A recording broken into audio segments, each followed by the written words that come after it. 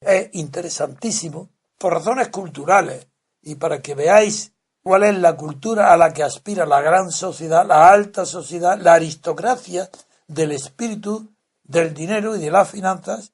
Pues le doy la palabra a que nos cuente la experiencia que ha tenido esta semana nuestro querido Adrián. Gracias, Antonio. Pues le quería contar a los oyentes una anécdota que yo creo que tiene cierta gracia. Me envía Dalmacio Negro, hace 10 días, un correo electrónico recomendándome un ciclo de conferencias sobre la Revolución Francesa, que va desde los Estados Generales hasta el director, después incluso hasta Napoleón. Y la primera conferencia era este miércoles pasado. En el correo electrónico viene un número de teléfono, llamo por teléfono y digo que quiero asistir a las conferencias de la Revolución Francesa, que si puedo. Doy mi nombre y digo que he recibido una invitación de Dalmacio Negro. Me dicen que sí, que tengo que pagar 50 euros. Yo acepto y acudo a la dirección que me dan. No me había dado cuenta hasta llegar allí que la invitación era al Real Club de Puerta de Hierro, que es pues uno de los el club de los pobres. El club de los pobres y uno de los clubes pues más selectos de Madrid. Yo creo que como club el más. Y nada, pues llego allí, a la hora de pagar no me hacen ascos. No hacen ascos ninguno. Entro, no había empezado aún la conferencia, era un salón muy elegante, grande, de unas 150 personas. Y luego dijeron que había notarios, había médicos, había aristócratas, en fin, lo que podríamos decir la élite. Y era un catedrático, Javier Paredes, el que daba la conferencia. La conferencia no me gustó, luego lo contaré. La conferencia duró 1h30, desde las 7:30 hasta las 9, termina la conferencia, yo no me pronuncio, no hago ninguna pregunta, nada que pueda ser. ¿Hubo coloquio? No hubo coloquio. Terminó a las 9, no todo el mundo, pero mucha gente se levantó y se fue, y yo me marché. Quiero decir que no me pronuncié ni pude hacer algo que pudiera molestar al ponente o al resto, quizá mi presencia, pero yo no abrí la boca más que para entregar el dinero. Y no ibas vestido como Podemos. Y no iba vestido como Podemos. Sí. Ni como la señora del bebé. Tampoco, no llevaba niño, ni di el pecho tampoco a nadie. Bueno, pues nada, me marcho. Pues sí, molesto de haber perdido un rato en una conferencia que no me gustó y de haber perdido 50 euros, pero no le di más importancia, me marché. Y al día siguiente me llaman diciendo... ¿Llaman quién? Me llaman del Club de Puerta de Hierro, un hombre que se presentó como Agustín, yo no sabía quién era, ni lo sé ahora tampoco, diciéndome que si yo era Adrián Perales, le dije que sí, que si había asistido el día anterior a la conferencia, le dije que sí, y me dice, es que usted dijo que venía invitado por el profesor Javier Paredes. Y digo, no. Yo llamé diciendo que había sido invitado por Dalmacio Negro. Y me dijeron, ¿y quién es Dalmacio Negro? Es un catedrático, digo, muy importante, de pensamiento y de historia de las ideas. Me dice, no, pues es que Dalmacio no es nadie. ¿Y académico? No es nadie para invitarle a usted. Entonces, esto es un club privado, le pedimos que por favor no vuelva usted. Le dije, no se preocupe, digo que no volveré. Entonces, claro, se asusta, se queda extraño. Y dije, no se preocupe que no volveré, gracias. Y cuelgo y ahí se queda la conversación. Ya te dijeron que no eras de la élite. Me aclararon que era un club privado. Bueno, cuando me dijo, yo le dije, yo no he mentido. Yo antes de acudir llamé por teléfono, les dije quién era. Les dije que había recibido una invitación, un correo electrónico, una invitación de Dalmacio Negro. Les pregunté si podía asistir. Ustedes me dijeron que sí, que tenía que pagar 50 euros. ¿Por qué no le pediste ahora que te devuelvan los 50 euros? Claro. Eso es evidente. Le dije, pues nada, no se preocupe, yo voy, me devuelven ustedes el dinero y se acabó. Dijiste me devuelven el dinero. Y se acabó, sí. Eso está bien. Y entonces me dijo, que no me contestó, me dijo que sí, no me dijo más. Entonces debe ser que también se acuerdan ellos de los 50 euros, porque me llaman 15 minutos después el que dice que es el coordinador de estos ciclos y de estas conferencias, pidiéndome disculpas, diciendo que ha habido un malentendido, que él sí conoce a Dalmacio Negro. Que sí, que lo conocía. Que me llama la segunda vez, sí, que el primero no, que Agustín no lo sabía. También dicen que siempre hacían ciclos de conferencias, pero que era la primera vez que asistía a alguien que no pertenecía al club de Puerta de Hierro. Así, entonces, que no era socio. No era socio. Y que, bueno, que lamentase el malentendido y que si yo quería volver, que me tenían las puertas abiertas. Pues yo le agradecí las disculpas y se quedó la conversación ahí. Luego la conferencia... ¿Y sobre la conferencia? Sobre la conferencia... Sobre la Revolución Francesa. ¿Quién es este hombre? Pues es un catedrático ¿De qué materia? De historia. Ajá. De la universidad, creo que de la UAM, pues no recuerdo ahora la universidad. Bien. Es catedrático.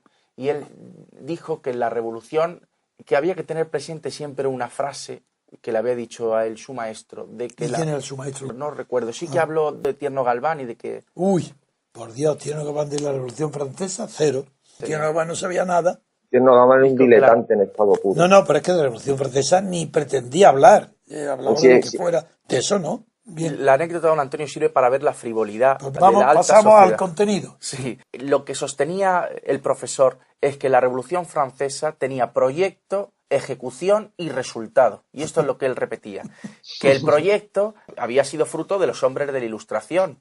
Falso. Y puso como Bueno, ejemplo a Rousseau sí. o a Diderot o a Voltaire. Y luego dijo que el proyecto era que se eliminase el cristianismo en Francia y que todo eso tenía un plan que se llevó a efecto. Luego, bueno, dijo muchas cosas, ¿no? Por ejemplo, para explicar la toma de la Bastilla, pues no explicó que había destacamentos, los destacamentos de Flandes, el rey había mandado un regimiento. ¿Qué destacamento? Un regimiento marchando sobre París. Y con lo cual no se entiende por qué fueron a los Inválidos a buscar munición y a la Bastilla a buscar pólvora. No explicó la noche mágica del 4 de agosto, pero allí todo el mundo estaba encantado de dedicarse a cuestiones elevadas. Era la frivolidad de la alta sociedad. No sé de cómo parecer decirlo. cultos. Sí. O amantes de la cultura. Bueno, pues las tesis esas que tú acabas de enunciar son falsas, rotundamente falsas. Diderot y Voltaire tuvieron cero de influencia en la Revolución Francesa. Cero. Rousseau no. Rousseau tuvo mucha influencia. En cambio, Montesquieu, cero. Así le fue. Ese es el triunfo de Montesquieu en Estados Unidos, el fracaso de Rousseau en Francia. Claro que fue un ídolo Rousseau, pero un ídolo que no tenía aplicación ninguna. Fue la voluntad general, contrato social, eso sí, ese día circularon. Y dentro de la propia asamblea, ya trasladada a París, no en Versalles, uno de los diputados dijo: Montesquieu es anticuado, lo moderno es Rousseau.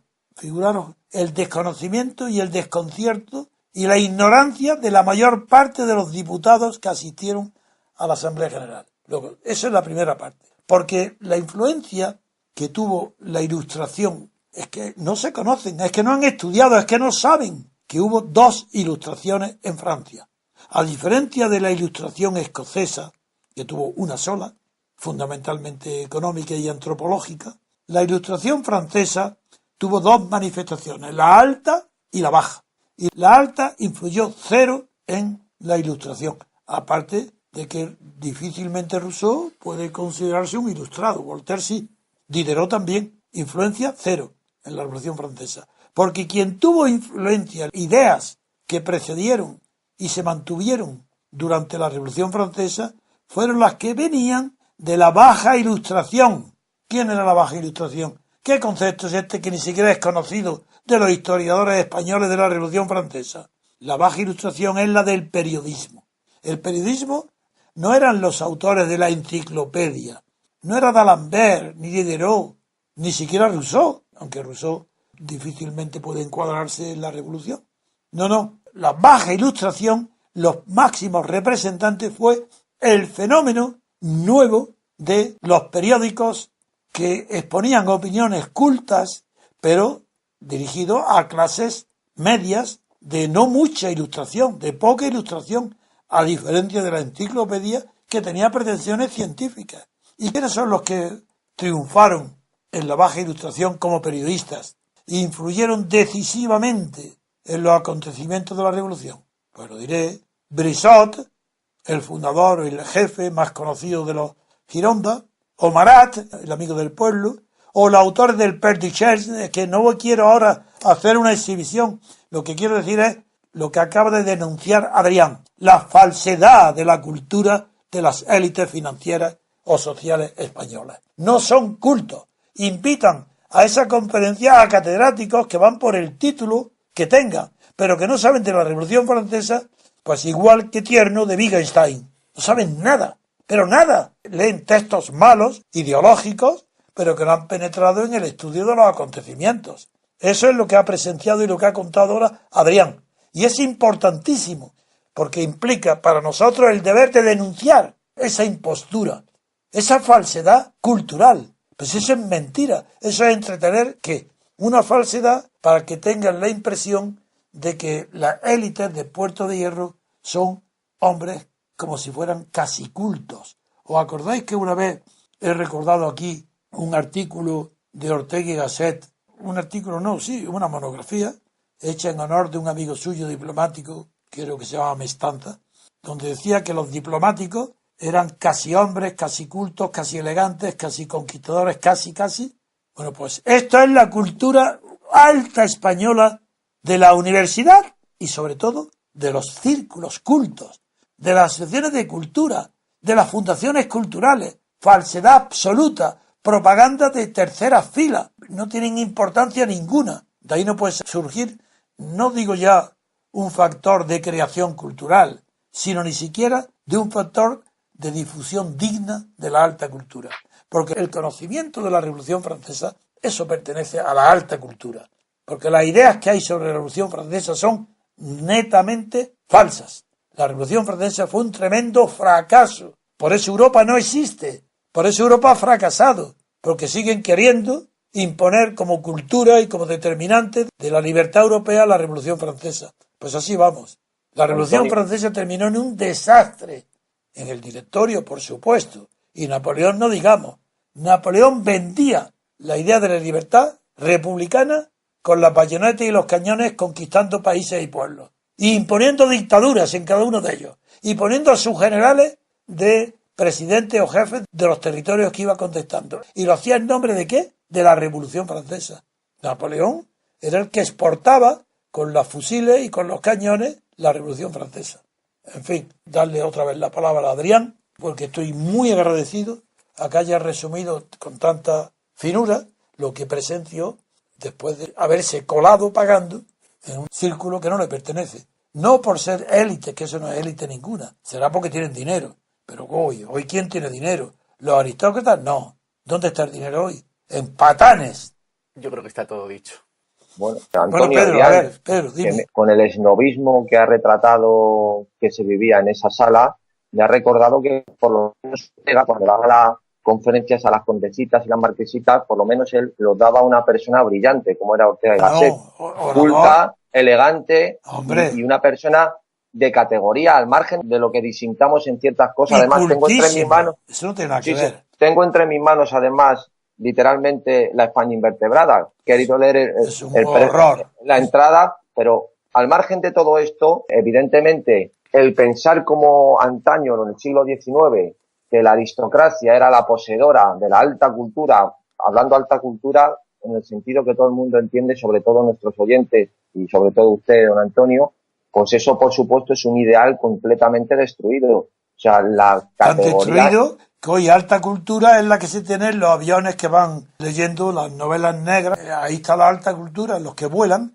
los que van por un lado para otro. Una referencia que me acordé de usted por el libro Ateísmo Estético y por alguna referencia que le he hecho alguna vez, es que ha llegado hasta tal punto la decadencia estética en Europa que marcas por todos conocidas porque son grandes diseñadores de superlujo, como es Louis Vuitton, ha introducido en sus diseños el graffiti. O sea, ha sucumbido a esta subcultura urbana y ya en ese que es el símbolo máximo de la aristocracia, llevar un bolso de esta categoría, una maleta, imitando pues un graffiti. Sí, contratan grafiteros y le hacen diseños que plasman en sus bolsos de decenas de miles de euros. Esto es la aristocracia. Considero que José Ortega es uno de los hombres más cultos de su tiempo y de una elegancia por supuesto, de escritura, de escribir y la oratoria única. ¿Eso qué tiene que ver? Yo digo que todas sus tesis son falsas. Pero por eso mismo nunca he dicho que era un hombre que no fuera culto. Era un frívolo. Exactamente. Por ejemplo, un vanidoso. Hombre, un vanidoso prácticamente desequilibrado por su vanidad. De tratamiento psiquiátrico. Porque lo que dijo en Túnez, que va a ser lo he contado, eso nadie lo hace más que Ortega. Decir que le enseñaba a Einstein y a Heisenberg el principio de incertidumbre y las consecuencias de lo que ellos estaban descubriendo. Yo no digo nada. Quien esté interesado en esto, que compre el libro, porque está editado en español. Las conferencias y los comentarios de los grandes especialistas de las materias que le contestaron a Ortega poniéndolo en ridículo, para huir de allí, esconderse y no salir nunca más de su casa. Eso que lo lean, Ediciones Guadarrama. Y con el prólogo y encargado todo, Julián Marías, su discípulo. Y no se da cuenta del ridículo tan grande que está exponiendo su maestro en Zúrich. Sí, hablando de frivolidad, quería contar una cosa que sucedió también allí. Lo que más gustó al auditorio, que provocó las risas contenidas de las marquesas, era cuando él habló de Talleyrand. Todo lo que contó de Talleyrand era que se había casado con una mujer de virtud complaciente. Cuando dijo virtud complaciente, Eso le encantó. y puso una imagen, dijo, y se casó, Telleran, que había sido cura, y se casó con esta mujer. Puso la foto, dijo que era de virtud complaciente. ¿Dijo que era cojo? Eso no lo dijo. No dijo que era cojo. Eso no dijo que era No cojo. dijo que fue educado no por sus padres, sino por una ama de leche y que no vio ni a sus padres. Contó la anécdota de que al morir quiso que le ungieran en las manos como si fuese Sí. cura. No saben que Talleyrand, en el año 1830, le dijo a Roederer, el gran revolucionario que luego fue servidor de Napoleón. Pues Talleyrand vivió bastante y al final de su vida no tiene los síntomas que tienen hoy los Alzheimer. Pero sí cuenta Roederer la anécdota que estaba él, que lo cuenta él en primera persona. Estaba hablando con Talleyrand, que vivía en la Rue Rivoli, lo cuenta maravillosamente, y llaman al timbre. Y se acerca el mayordomo, el criado, y le dice nada. Y él se adelanta al mayordomo y le dice, si es Robespierre, que no estoy, que no estoy. El miedo y el pánico que tenía, y todavía en 1830. Figuraron el tiempo que decía que Robespierre había sido guillotinado. Con eso cuento cosas graciosas que revelan el espíritu y adornan la ignorancia de ese catedrático que se ha atrevido a hablar de la Revolución Francesa, claro, que ante un público acrítico, deseoso de oír banalidades, y que se ha dicho virtud complaciente, se habrá quedado, bueno, temblando de emoción. Virtud complaciente, qué maravilla, ¿verdad?